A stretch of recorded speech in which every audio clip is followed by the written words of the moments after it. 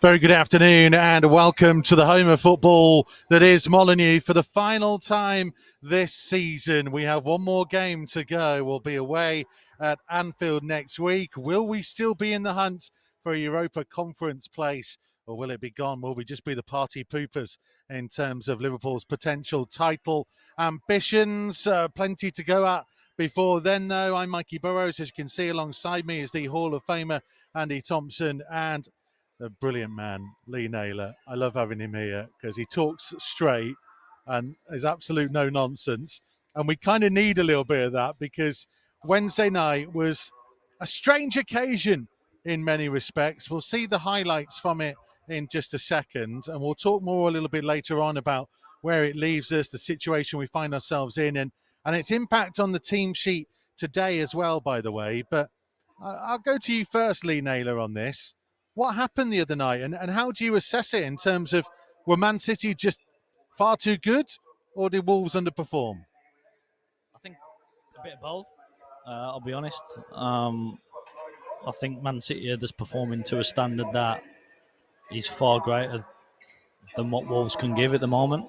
Even though when we have played, the top six, we've always give a good account of ourselves when we're here. But yeah, I just think they're in a class of their own at the moment, and it was a difficult game for us. They were very good, weren't they, Tomo? Kevin De Bruyne, one of the best away performances I think I've seen at Molineux for a long, long time.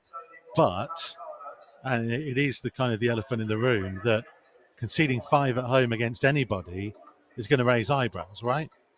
Well, I'll tell you what, I think they'll be happy with just the 5 set up with the way that Man City played. It could have been a lot more, so the woodwork a few times as well. Had a couple disallowed. So, look, you come up against a team who are banging form. So, you just look at the quality that they've got. So, again, De Bruyne, so, was just going around the pitch, as he was just roaming where he wanted to go. But it was always in the right places, unfortunately, for us. They were a great side. So, they're going to give anybody a good hiding if they don't know up for the game. And look, the top two, and I said this before, so the top two are miles above everybody else in the league. So the way out ahead is the way that they played the week. They've scored, was it 5 in 2 games now? Man City, they got 5 against Newcastle the week before. So look, it just shows you the quality that they've got. Even though they've got about 3 or 4 players that are injured, it just shows you in depth about what they have. I said the other night that I said it on an episode of Wolves Weekly that rather Wolves give it a go, Nails, than sit back, put everyone behind the ball and probably lose 1-0 or 2-0. At this stage of the season, given the situation we found ourselves in, starting with Chiquinho as a wing back, trying to give it all that we had. Oh, I thought he done actually well, to be honest with you. I thought he gave. That's the best I've seen him play in a Wolves top, I'll be honest with you. I was impressed with him at times. It was hard because we lost by such a score that overshadowed anyone who had a half decent game, and he did. To be fair, he gave it a go. Every time he picked up the ball, he tried to be positive. But when you got such a class outfit, it's hard to say, okay, give it a go. You can't give it a go if you've not got the ball. You just can't. You can't do anything if you've not got the ball. Man City just controlled the whole game. Even when got that one back, they were still in control all the time.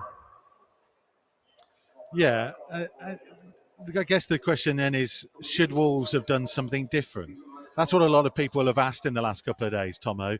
They could have gone deeper. They could have man-marked De Bruyne. They could have sacrificed their attacking intent to try and keep it tight for an hour or 70 minutes and then given it a go. But it is all that just that famous old hindsight? Yeah, of course it is. And I said before the game, I said, I think the best way of getting anything out of Man City is to try and take the game to a certain degree. So you're still got to be defending well. Look, I say Wolves have got to have an outstanding game to get anything out of Man City the way that Man City are playing. But I just thought that if you're going to get anything out of them, you've got to attack them. You don't want to just sit in. You saw the crowd at the end. They've lost 5-1. in the game, and the crowd was still on the feet, standing up, clapping the team. And again, and I know a lot of people left towards the end, but the people that were left in here were still appreciative about what had gone on with the game. But look, what is the right answer to play against Man City? Like you say, you've seen them play Champions League football, you've seen them play in the league many a times, and the thing is, there's no doubt about it, they've got quality players who can, on their day, can just open you up as when they want, and that's against anybody in the world. But look, say, you don't want to just sit back. You want to see a game. You want to see a team having a go. And at least they did. They tried to have a go at Man City, but unfortunately, just the quality that they had was just too much for Wolves. We will talk a little bit about the team news in a second, actually, because there's some interesting elements to it and kind of where it leaves us and home form in general, really. And I mentioned this point, I'll just leave it out there for a second in terms of Wolves have lost more home games in the last 2 seasons combined than anybody else in the Premier League, which is a frustrating stat, really, and one we will maybe try and get some answers. Tim Spears from The Athletic will join us for a chat about it all in a couple of minutes' time. But let's suffer the pain and have a look back at the best of Wednesday night against the champions-elect Manchester City. Here's De Bruyne. De Bruyne striking, De Bruyne scoring. Just like that. As quick as you like. Manchester City take the lead.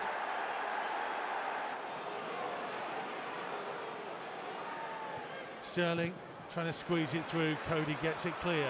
Jimenez. Now can he try and get a counter-attack going? Neto's made a run to his left. Jimenez trying to release Pedro Neto. Left-hand side of the penalty area. Neto trying to pull it back. Dendoncker. It's 1-1. That is scintillating football. Brilliant equaliser. Wolves were not behind for long at Molineux.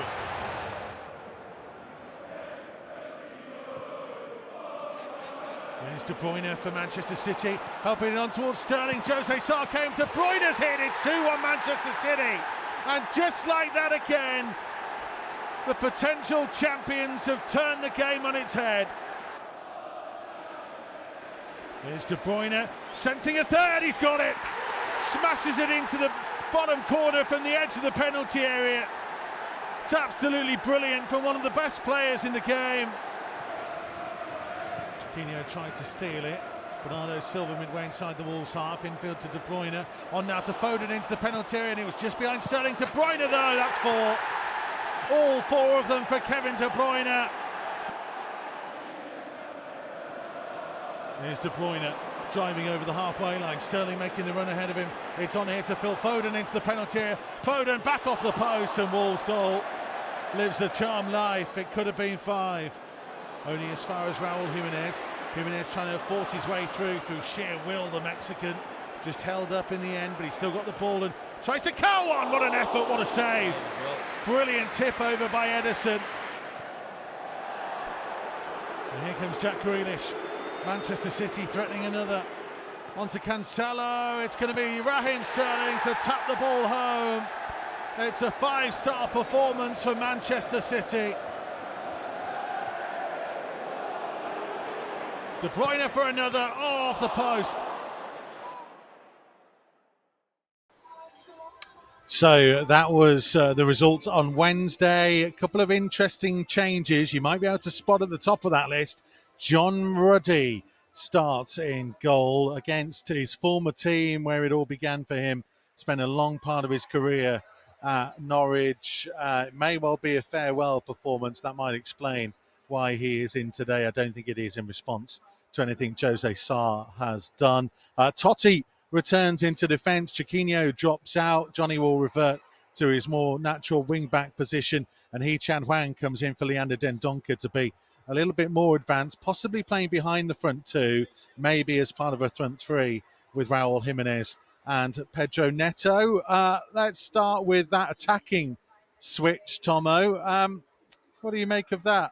Front 3 of Neto, Huang and Jimenez. I'm not surprised that he's actually he's gone with 3 rather than 2. So last home game of the season, and I just think that he just wants a little bit more firepower up front. He wants to go out and take the game to Norwich this afternoon, and Sellock, and that's the reason why he's done it. Sellock, I just think that he probably thinks he will play Jimenez down that middle, Neto on that left, Wang on the right, and the look that he likes them coming a little bit short just to get the ball and receive the ball on the half turn. We've done it at times, hasn't quite worked to where he wants it to be. But again, he's sticking with it, and that's what he wants to do. He wants to go out a little bit more on an attacking formation for me. Daniel Penance is back amongst the substitutes, which is good news, but after having a good couple of weeks out injured, explains why he wouldn't be in the starting lineup. And I'm guessing, Lee Naylor, what does it say about Francisco Trincao and his future at the football club that he's not getting the nod to start a game like this? It feels almost like you're going with the guys you know are going to be here next year. Yeah, I think as a player, that's what you'd read into. You'd be asking questions, why am I not playing? And he's done all right when he's came on in games. Probably not done enough to start. But you still ask the question, what? And then when you're not playing, I think then you sort of know your future. There's been a couple of very visible reactions from Fabio Silva, Tomo, the last two matches, to not getting on the field of play. His frustration is clear. Now, I'm from the view, maybe a bit old school like yourself, where I don't mind that so much. I don't mind players being annoyed that they're not getting on the pitch because they want to play, right? It'd be worse if they weren't bothered. Yeah, I think it is. If you see players that are frustrated and showing it in different ways, then okay, they've got some feelings about what's going on and what's happening. But the only thing that he can do is when he does get an opportunity is to perform.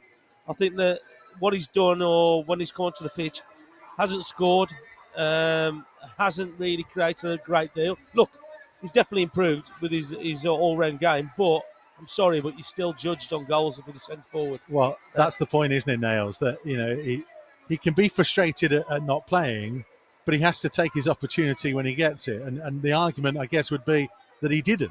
Yeah, 100%. As soon as you get the shirt, you prove why, you're moaning here or you're not unhappy there. That's the one way you can prove to the manager that he's wrong in what he's doing. Now, when you're not doing that, you'll be back on the bench, which, or not in the squad. It's one of them where you have to perform every time you're out on this field and you're playing at this standard. You have to perform to a high level, and if you're not doing that, you don't deserve the shirt. And that goes with it. I keep saying, oh yeah, but he's only 18, 19. It doesn't matter. Once you cross that line, you're in the same as everybody else, and he's got to produce. If he's playing and he's starting or he's coming on, he's got to produce the reason why he's coming onto the game. He's there to score goals. And look, so as I said, he has improved, but it still comes to the bottom of it. He hasn't scored. He just doesn't score. And that's something that you're going to be judged on, and that's what he is judged on with playing games or starting games. Raul Jimenez had a clear bit of frustration as well when he came off the other night. It's always the kind of things that get highlighted when you're not in a great run of form, right? And people start to notice this stuff a little bit more because you're not winning football matches, and Wolves haven't been winning enough football matches in the last couple of weeks. But hopefully he can get a goal today, not least because he needs to get a goal to mean that he is the top scorer at Molineux for the Premier League this season, not joint level with Kevin De Bruyne, which is a ridiculous stat that came out the other night. Is Leander Dendoncker, Nails, a little bit unfortunate to lose his place in midfield? Yeah, I mean, I don't know if he's got a knock, but yeah, I'm a bit surprised by that. I'm thinking he's one of these players that he's got the engine. He gets up and down for us. He covers a lot of ground. He gets in both boxes. I'll be if I was fully fit, I'll be asking questions myself if I weren't in the starting 11.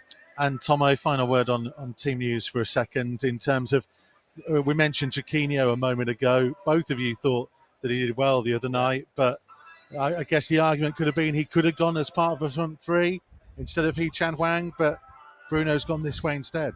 Yeah, Chinko's, I thought, did reasonably well the other night, sadly. He had a go. He was on his front foot all the time. Again, it was always going to be a difficult game coming against Man City. He showed glimpses of it against Chelsea the week before, where a couple of crosses in there as well, where he's been involved with the goals. But look, he'll have opportunities. He's done himself no harm at all with the way that he's played. Because I say, look, give you that little bit of energy down that right-hand side. But he's always going to go for Johnny, the more experienced player, if he's going to change the formation. And that's what he's done today. So look, I'm not surprised that he's changed it. But say, look, he's done himself no harm at all. Tim Spears of The Athletic on the way shortly. We'll also get this game in context from Gemma Frith down at pitch side. But we've dipped into the archive to pick up on a high-scoring game between these two a couple of seasons ago. There's Doherty on the right-hand side, getting away from Lewis. Nice little touch from Doherty. Trying to drive forwards, finding Jimenez. Wide to Dendoncker. Dendoncker trying to lift the ball in. Doherty on the turn to Jota. Brilliant move. Oh, what a goal! Stunning finish. That is absolutely sensational football. Goal for Wolves, number 18, Diogo Jota's run of form continues. Coutinho going short to Johnny this time. Johnny will cross right-footed. Dendoncker flicking it on. Saïs putting it back in the danger zone. They were queuing up, and who else? It's Diogo Jota. When you're hot, you are hot. Wolves 2, Norwich 0. What a week he is having. Second of the day, number 18, Diogo Just watching it again. Jota. Looking for an offside, I think. Norwich looking at their coaching staff. Saïs' ball in. No, he's not Jota, offside, I he's think behind. he's on, yeah, behind the onside. 6-yard box. Bolly diving in there, trying to get a touch on it. Decision, goal, no offside. João Moutinho and Neves both stepping. It's Neves who curls it. Oh, tipped onto the crossbar. What a save by Tim Krul. He scored a worldie on Thursday and he nearly followed it up there, Ruben Neves. He can't quite believe it. Tim Krul has produced a stunning save to deny him. Well, that was going straight in the top corner. Yeah, it's a good save from him. To knock it up towards Pukki. Back towards McLean. Dendoncker got there first, flicks it on early to Jimenez, who turns and tries to drive through the middle. Jimenez, here's Jota into the penalty area. Jota off the inside of the post. Jimenez has to score, and he does. Turns it home. Wolves get their third goal.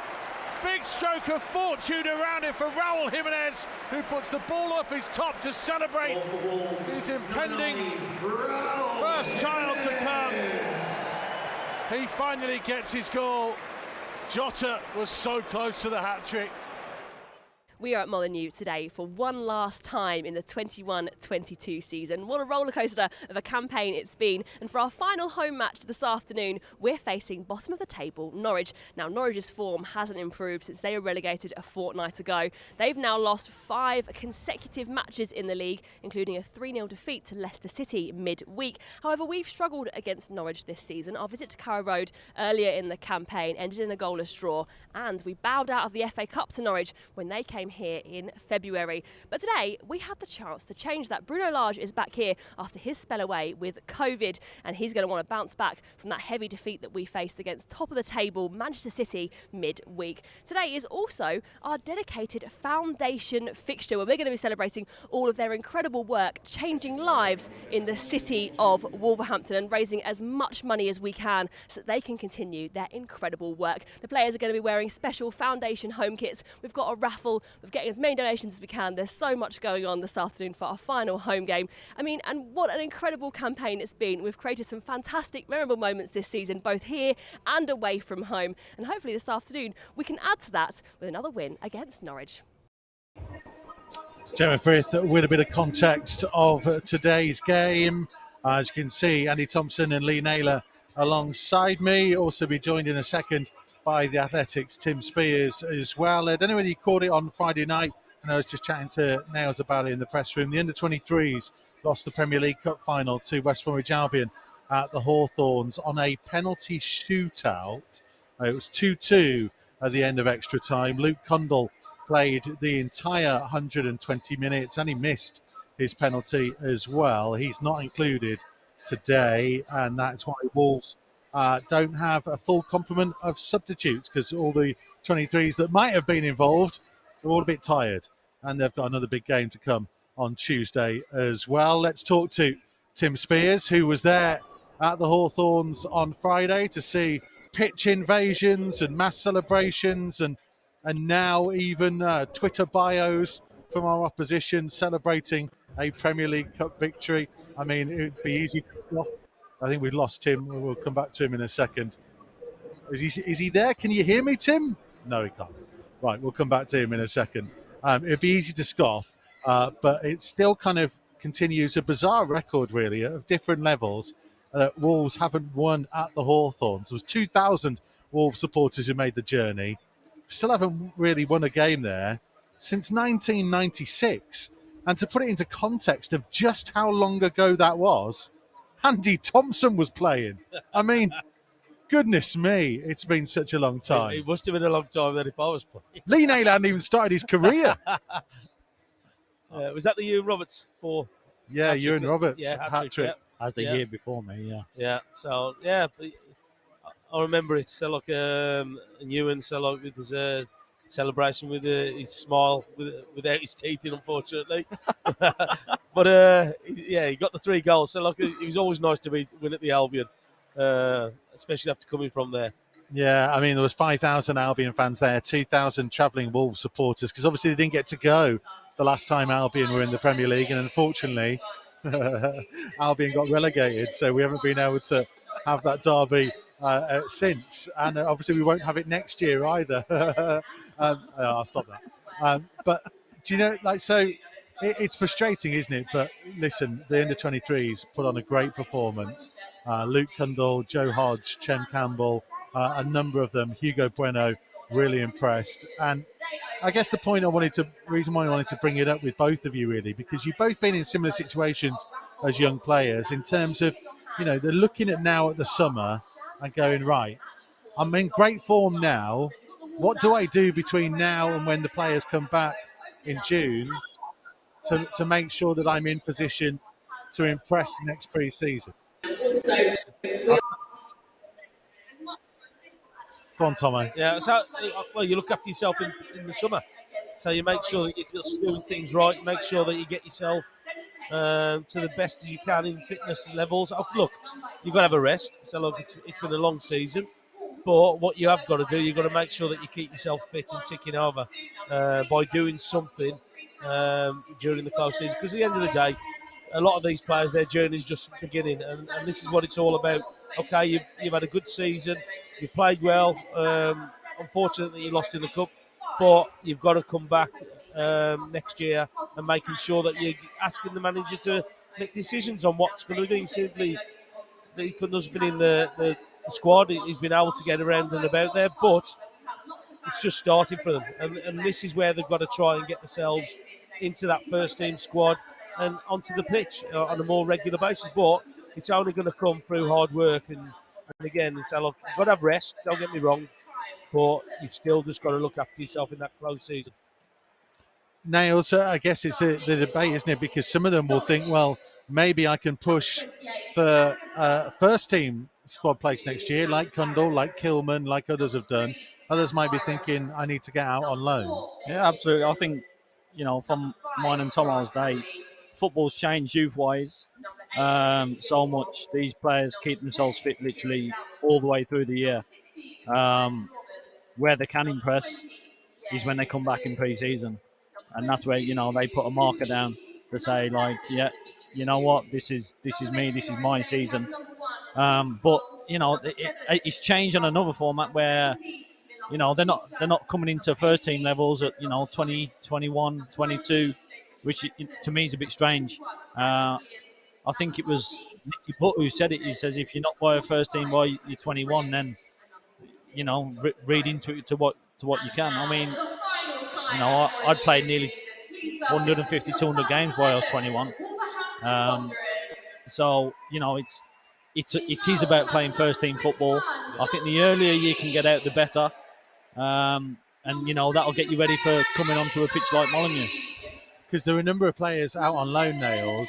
Morgan Gibbs-White, Dion Sanderson, the other level of it, Theo Corbeanu, who are going to be in that situation now, kind of coming back, where they need to be suggesting what are they going to do? Yeah. What are the club going to do with them? There comes a time where you've got to literally look at yourself and say, is my time here or is it away from here? And I think for a few of them, I think they'll look at that this summer and they need to be making decisions on where their football is going to be next season. Unfortunately, we can't get Tim to connect with us at the moment. Unfortunately, Wi-Fi has gone a bit weird. We're all hardwired in because we're sensible. I'm in a funny mood today. I don't know why. You're always in a funny mood, mate. Well, yeah, too true, Tom. Too true. I guess then, in terms of today, how important is this, Tomo? In terms of, we started with 3 home defeats on the bounce. We don't want to finish with 3 home defeats on the bounce because it's a strange bookend of a season that had a lot of good stuff in the middle, right? Yeah, it has, and we saw that at the turn of the year, didn't we, where we started to put some form together. We started winning a lot of games, weren't conceding goals, but we were getting the 3 points, and that's what's put us in the position where we are now, where we're 8th in the league. We've got a bit of a gap between that 8th and 9th spot for quite a while. Teams are slowly, because of our results, starting to come back at us. But we've still got that 3-point gap with a couple of games left that the teams have got. So look, today's going to be important. I think today's going to be important, one, for the home fans, because the home fans want to see a victory here, especially on the back of the Wednesday defeat and the Brighton defeat. But I think it's an opportunity today to just go out there and just express yourself and make sure that you go out there and put on a good performance, because again, we want to get a result, but we want a performance as well, and there's no reason why, because the games against Norwich have always been difficult.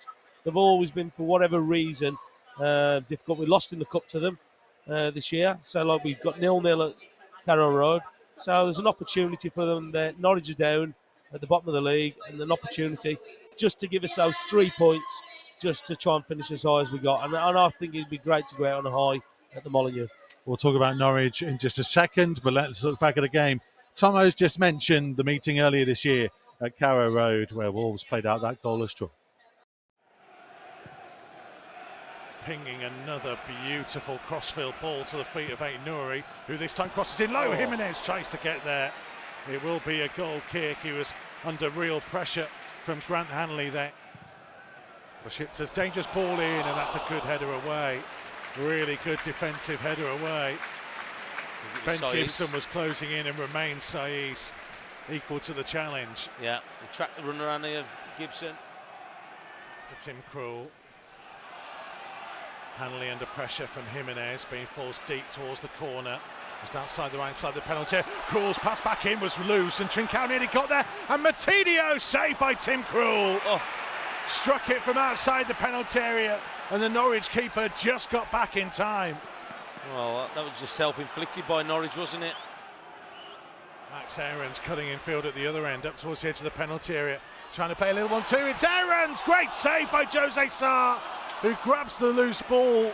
Yeah, again, just got away with it. But I think we're fortunate there. Good save from Sarr again.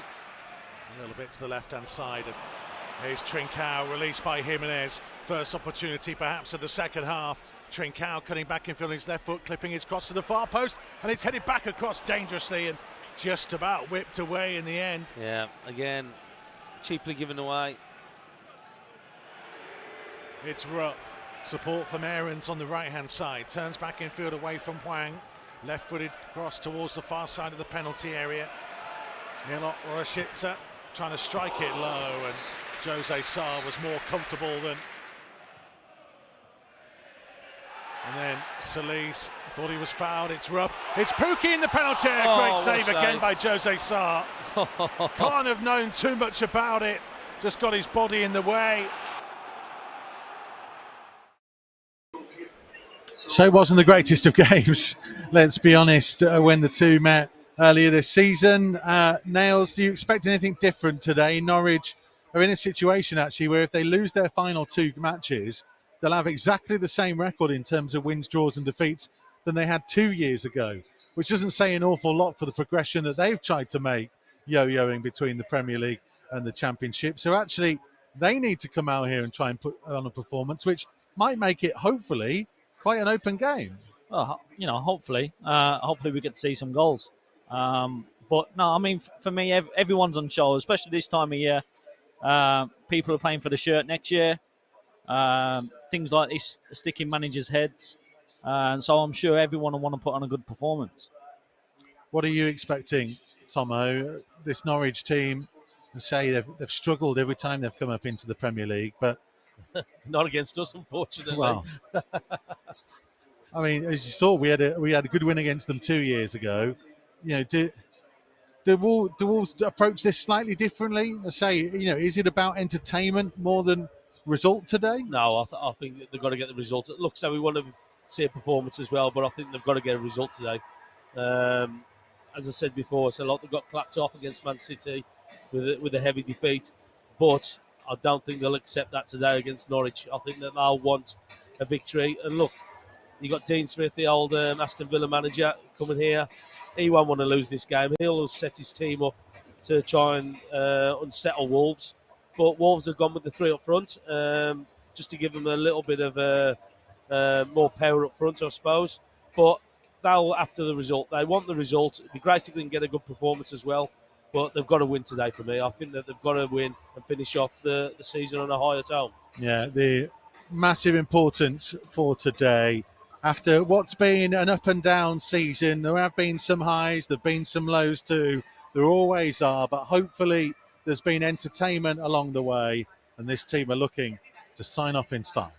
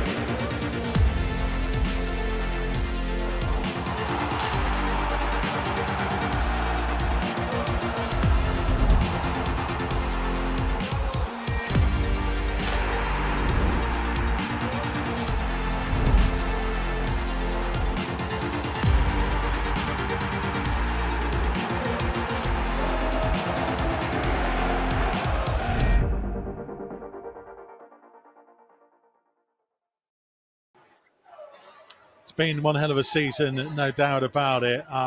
We will look back on the goals of the season before we finish with you as we count down towards kick-off. But it's prediction time, as ever. I'm presuming, Andy Thompson, that you are sticking with your 2-1. No, I'm feeling positive today. Oh. I'm going 3. I'm going 3-1. Oh. I'm going for it. So we haven't done well against them this year so far in the 2 games. So I'm going for 3-1 today to Wolves. 3-1. Lee Naylor, are you feeling as confident?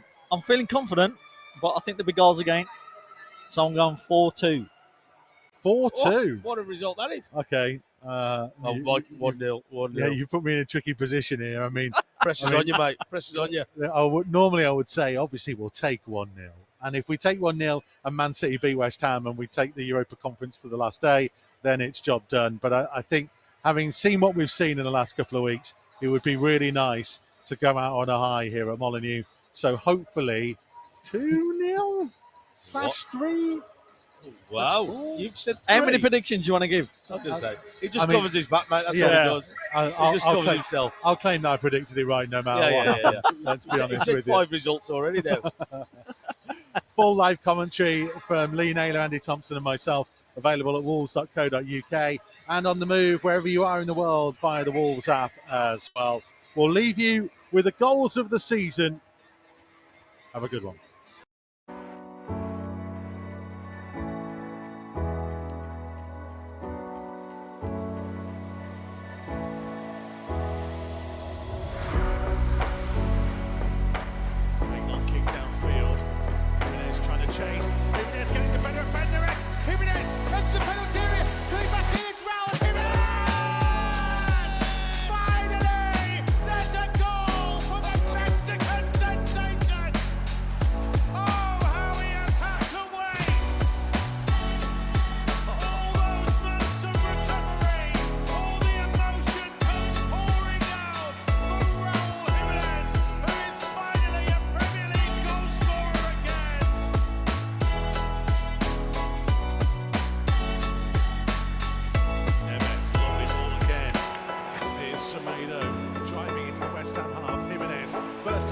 inside to Pedence. Pedence putting it back. Jimenez!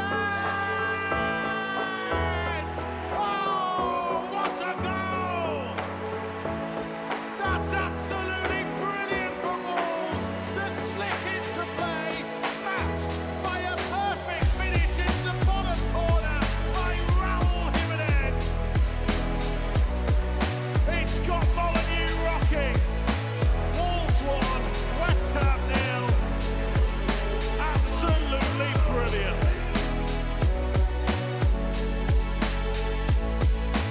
Left-hand side to Kilman. Coutinho has come short.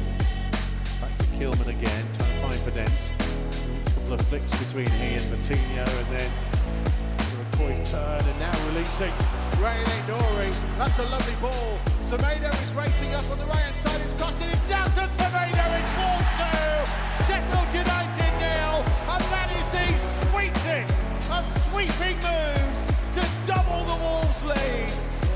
Absolutely brilliant. Molineux comes alive. Wing back to wing back. Set up by brilliant play from deep inside their own half. That's what they've come to see. It's Wolves 2, Sheffield United 0.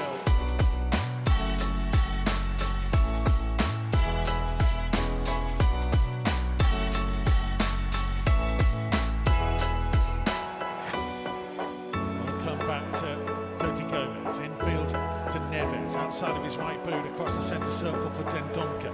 Bruno is out to the touchline, trying to wave his team forwards.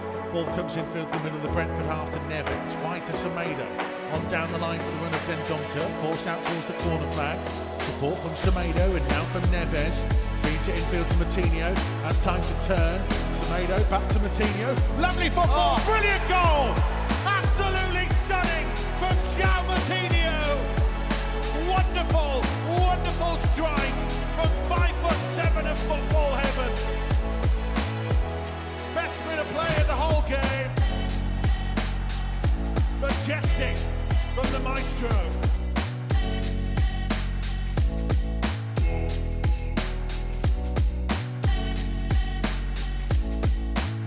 Norwich crossing towards the far post. Coutinho will head it back. Neves, time to take a touch and a second, and then a little